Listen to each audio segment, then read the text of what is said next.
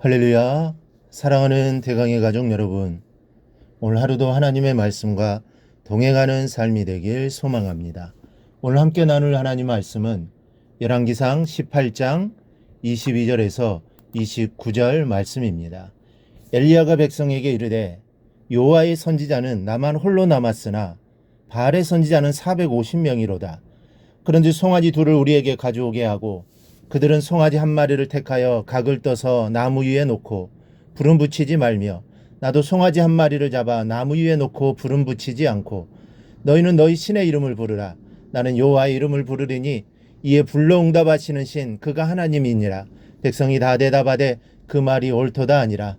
엘리야가 바알의 선지자들에게 이르되 너희는 많으니 먼저 송아지 한 마리를 택하여 잡고 너희 신의 이름을 부르라. 그러나 불을 붙이지 말라. 그들이 받은 송아지를 가져다가 잡고 아침부터 낮까지 바알의 이름을 불러 이르되 바알이여 우리에게 응답하소서 하나 아무 소리도 없고 아무 응답하는 자도 없으므로 그들이 그 쌓은 제단 주위에서 뛰놀더라. 종에 이르러는 엘리야가 그들을 조롱하여 이르되 큰 소리로 부르라. 그는 신인즉 묵상하고 있는지 혹은 그가 잠깐 나갔는지 혹은 그가 길을 행하는지 혹은 그가 잠이 들어서 깨어야 할 것인지 하매 이에 그들이 큰 소리로 부르고 그들의 규례를 따라 피가 흐르기까지 칼과 창으로 그들의 몸을 상하게 하더라. 이같이 하여 종호가 지났고 그들이 미친 듯이 떠들어 저녁 소재 들을 때까지 이르렀으나 아무 소리도 없고 응답하는 자나 돌아보는 자가 아무도 없더라. 아멘. 엘리야의 모습을 생각해 보면 그가 얼마나 고독하고 외로웠을까 하는 생각이 듭니다. 그는 지금 바알의 선지자 450인과 그들을 동조하는 아세라의 선지자 400인을 합하여 850대 1이라는 외로운 대결을 하고 있습니다. 게다가 백성들을 향하여 하나님과 바알의 중간에서 머뭇거리지 말고 여호와 하나님을 섬기라는 결단을 촉구하였지만 누구 하나 엘리야를 동조해 주는 사람이 없었습니다. 이때 엘리야가 이렇게 고백합니다. 나만 홀로 남았구나. 나만 홀로 남았구나. 정말로 고독함이 아닐 수 없습니다.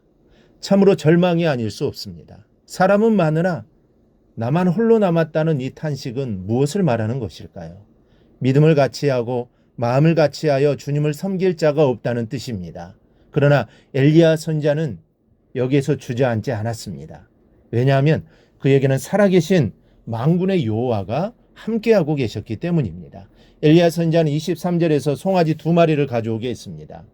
한 마리는 너희가 갖고 다른 한 마리는 내가 갖고서 나무 위에 올려놓고 불은 놓지 말고 너희는 너희 신의 이름을 부르라. 나는 여호와 이름을 부르리니 이에 불로 응답하는 신 그가 하나님이니라. 이것이 바로 엘리야가 제시한 대결의 방법이었습니다. 그러나 엘리야 선지자가 이런 행동을 한 것은 인간적인 생각으로 얼마나 어리석은 행동인지 모릅니다.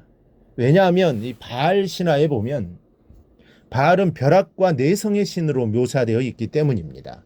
한마디로 바알은 불을 다스리는 신이라는 겁니다. 그럼에도 불구하고 지금 엘리야는 불로서 응답하는 신을 하나님으로 인정하자는 제의를 하고 있는 것입니다.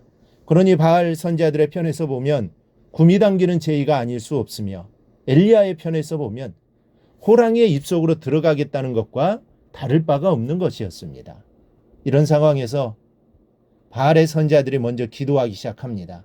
26절을 보니 아침부터 낮까지 바알의 이름을 불러 이르되 바알이여 우리에게 응답하소서 하나 아무 소리도 없고 아무 응답하는 자도 없더라. 이 당연한 것입니다. 우상이니 살아있지 않으니 어떻게 응답이 있을 수 있겠습니까? 이때 엘리야가 조롱하며 이르기를 큰 소리로 부르라. 그는 신인즉 묵상하고 있는지 혹은 잠깐 나갔는지 혹은 길을 행하는지 혹은 잠이 들어서 깨어야 할 것인지 누가 아느냐. 더 크게 불러보아라 라고 말을 합니다. 엘리야가 이렇게 저들의 신을 조롱할 수 있었던 이유는 어디에 있을까요?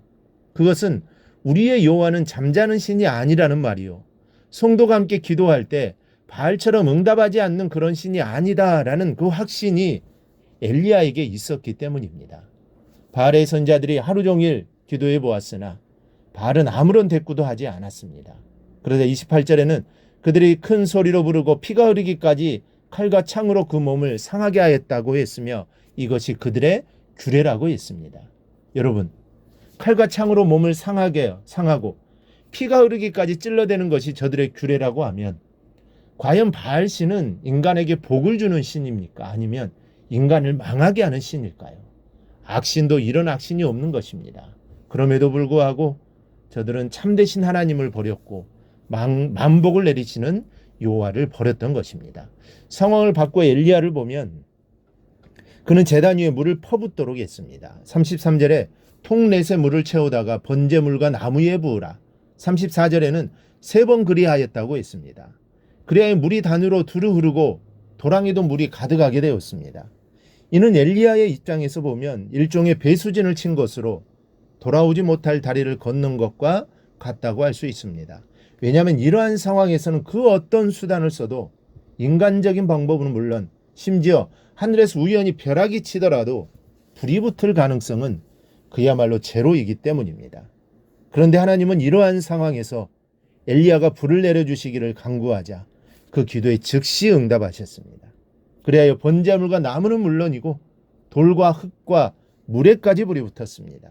그래요 갈멜산에서 엘리야와 바알 선지자의 대결은 엘리야의 승리로 끝나게 되었습니다. 우리 사랑하는 여러분, 나의 편은 아무도 없었으나 여호와 이름을 들고 바알을 향해 과감하게 도전하였던 엘리야, 그것도 불을 다스리는 신이라 일컫는 바알 신을 향해 불로서 대결했던 엘리야의 신앙은 여호와의 살아계심에 대한 확신이 있었기 때문입니다. 우리가 엘리야와 같이 담대하게 세상과 마귀와 싸워 승리하기 위해서는 살아 역사하시는 주님을 뜨겁게 확신하지 않으면 안 됩니다. 보다 더 큰 믿음을 위해 기도하고 성령의 충만함으로 세상의 바알을 향해 담대히 도전하는 저와 여러분이 되기를 바랍니다. 그리하여 늘 승리하는 삶을 꼭 살아가기를 주님의 이름으로 축원합니다. 오늘 묵상한 말씀을 굳게 잡고 삶으로 실천하며 살아내는 대강의 모든 성도들이 되기를 축복합니다.